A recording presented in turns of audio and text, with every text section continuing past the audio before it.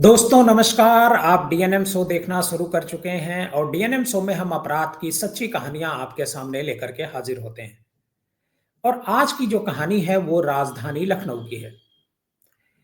और आप सबको पता होगा कि आजकल एक कल्चर चल पड़ा है लिव इन में रहने का।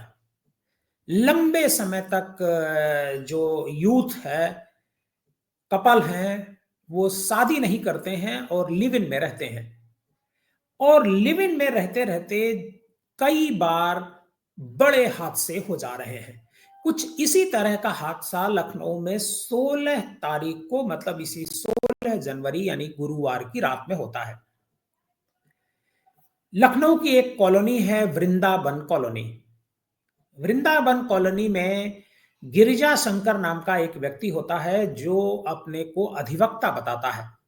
वो वहां पर रहता है और उसके साथ जो गीता नाम की एक लड़की होती है, एक महिला होती है करीब 30 साल की, जो प्रॉपर्टी डीलिंग का काम इसी लखनऊ शहर में करती है, वो होती है।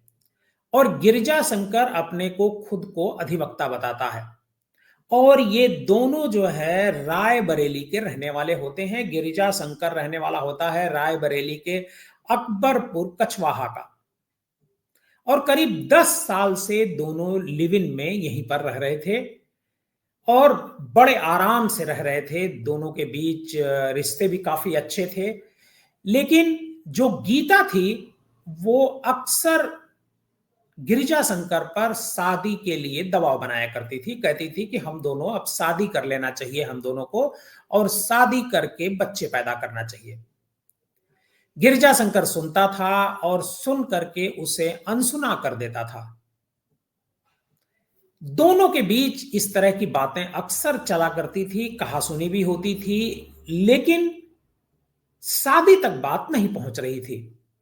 और ये बात जो है, जो गीता होती है, उसके परिवार वालों को भी पता थी कि वो जो गीता है, उनके परिवार की लड़की है, वो लिव इन में रहती है।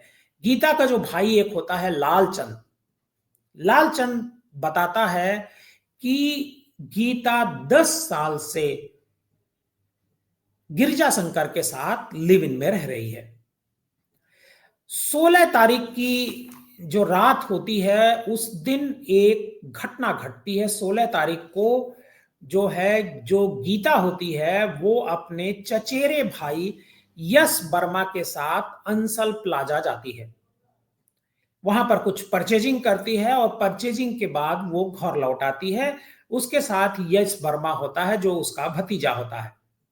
और अपार्टमेंट जो है वहां पर नीलगिरी, उस वे वृंदावन कॉलोनी में, वहीं पर जो है गिरजा शंकर जो उसका लिव इन पार्टनर होता है वो वहीं एसयूवी में मिलता है। और यश ने बताया कि बुआ थोड़ी देर के लिए घर आई और कपड़े बदलकर बाहर गेट पर इंतजार करते रहे। मतलब यश वर्मा ने जो पुलिस को बताया कि यह जो मतलब गीता है वो ऊपर कमरे में जाती हैं और कपड़े बदलती हैं, और कपड़े बदल करके जब वापस आती हैं तो जो गिरिजा शंकर होता है वो अपनी सफारी लेकर के वहीं नीचे खड़ा होता है। वो इंतजार कर रहा होता है और गिरिजा शंकर के साथ जो उसकी पार्टनर होती है गीता, वो गाड़ी में बैठती है और वापस चली जाती है, मतलब गाड़ी चली जाती है।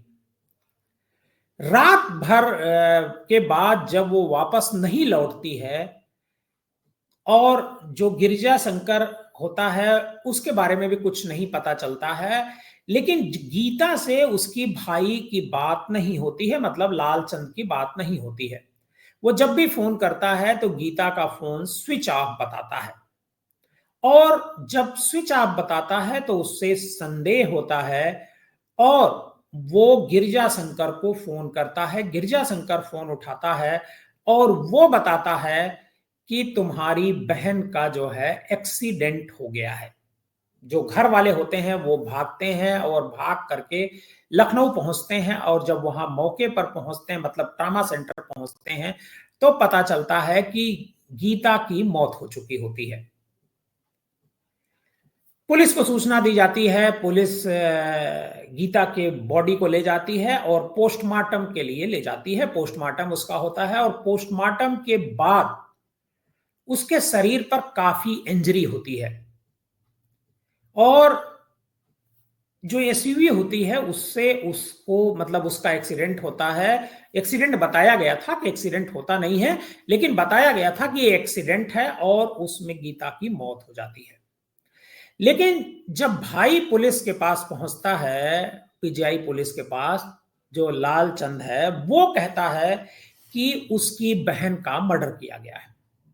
जब ये बात वो कहते हैं तो पुलिस को थोड़ा सा संदेह होता है। पुलिस इस मामले की जांच पड़ताल में जुट जाती है और पता ये चलता है कि गिरजा शंकर जो रात में अपनी जो लिव इन पार्टनर होती है गीता, उसको जब गाड़ी में बैठाता है और ले करके जाता है तो काफी देर तक वो गीता को गाड़ी में घुमाता रहता है। वृंदावन इलाके में लेकर के जाता है, शहीद पथ लेकर के जाता है और कई जगह लेकर के जाता है और उसके बाद वापस लौटता है वृंदावन में ही, वो इलाका जहां पर एग्जीबिशन लगती है, जो एक्सपो लगता है, वहां पर लौटता है।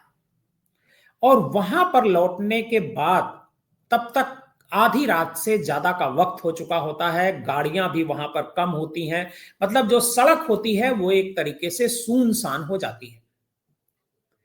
और वहीं पर दोनों गाड़ी से उतरते हैं। पहले पहले तो खुद उतरता है, फिर गीता को भी उतारता है और जब गीता उतरती है उसके तुरंत बाद वो गाड़ी पर बैठ जाता है, स्टीयरिंग सीट पर। गीता कुछ समझ पाती इससे पहले ही वो गाड़ी स्टार्ट करता है और स्टार्ट करके गीता के को धक्का देता है गाड़ी से और गीता सड़क पर गिर जाती है। गीता जब सड़क पर गिरती है उसके बाद जो गिरजा शंकर होता है वो गाड़ी से एक बार उसके ऊपर चढ़ा देता है, फिर गाड़ी बैक लेता है और गाड़ी फिर ऊपर चढ़ा देता है। वो चाहता था कि मरने की इसकी पुष्टि हो जाए और जब ये ताकीद कर लेता है कि गीता की मौत हो चुकी है, तब वो गिरजा शंकर गाड़ी को बैक करता है और सीधे वहां से निकल जाता है रायबरेली। रायबरेली में होटल में एक कमरा लेता है और पूरी रात वहां पर रहता है और सुबह जो है वो जो स्कॉर्पियो होती है, एक दूसरी गाड़ी होती है, उससे वो लखनऊ आता है और खुद बताता है कि गीता का एक्सीडेंट हो गया है। पुलिस जब गिरजा शंकर से पूछताछ करती है तो गिरजा शंकर बताता है कि दरअसल उसकी जो लिव इन प्रेमिका है गीता, गीता पर उसे संदेह था कि उसका किसी और लड़के के साथ भी ताल्लुक है। आपको ये बता दें कि गीता जब गिरजा शंकर के साथ रहने आई थी उस समय गिरजा शंकर की शादी हो चुकी थी और वो एक तरफ तो शादी उसकी हो चुकी, दूसरी तरफ जो है गीता के साथ लिव इन में रहता था और गीता चूंकि प्रॉपर्टी डीलिंग का काम करती थी इस वजह से वो पैसा ठीक ठाक कमाती थी और गीता से वो समय समय पर पैसे लिया करता था। लेकिन ये भाई उसके लालचंद ने बताया पुलिस को, लेकिन गिरजा शंकर का कहना है कि वो शादी के लिए उस पर दबाव बना रही थी और लिव इन में रहते हुए भी वो किसी और के साथ भी ताल्लुक रखे हुए थी, इस वजह से उसे उसने रास्ते से हटाया, क्योंकि अगर रास्ते से नहीं हटाता तो उसे शादी करनी पड़ती और उस पर शादी का बहुत दबाव था। गिरजा शंकर को जब पुलिस पकड़ती है और उससे लंबी पूछताछ करती है तब ये कहानी सामने आती है और जो और परिवार के लोग होते हैं वो लोग भी बताते हैं कि गिरजा शंकर अपने को वकील बताता जरूर था लेकिन कभी उसको कचहरी में किसी मुकदमे की पैरवी में नहीं देखा गया। जो लालचंद हैं गिरजा शंकर के मतलब गीता के जो भाई होते हैं वो पुलिस को बताते हैं कि एक पॉलिसी थी एलआईसी की 1 करोड़ रुपए की गीता के नाम और गीता ने उसे परचेज किया था और उसमें जो गिरिजा शंकर है उसने अपने को नामनी बनवा रखा था क्योंकि दोनों लिव इन में साथ रहा करते थे।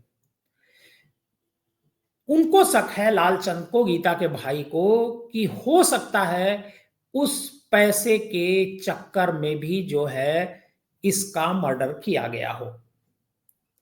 पुलिस ने जो गिरजा शंकर है उसको गिरफ्तार किया है और गिरफ्तार करके जो गाड़ी है, सफारी गाड़ी, उसको भी बरामद कर लिया है और गिरजा शंकर को गिरफ्तार करके जेल भेज दिया है।